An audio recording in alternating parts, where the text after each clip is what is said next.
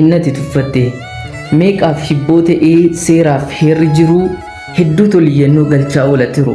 samii ol ilaalaa dachii gada keekaa gaaffii of gaafataa deebisaan of jeeqaa galaana mimmaaniin kuusee gaddaaf yaada marrumaan maramee furmaata barbaada. Rabbii koo gooftaa koo uumaa koo ammaalan balleesse maaliif na filattee addana na keesse anas situ uumee akka warra kaanii narraas lafa kaayii iyyummaadhaaf qaanii isannaan ta'umoo anatu isaan taane ulaagaa sakamiin nuti gargar baane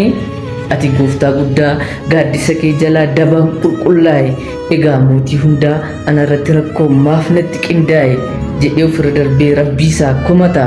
Ati sarka keetiif dhorkatte galata dilbii meeqa fuudhee harka kee irra kaa'ee meeqa kan si ta'uuf hawwiidhaan machaa'e hedduutu hawwaa olaa akkati dibatte akkati tuffatte gamasii abjuudha innati tuffatte.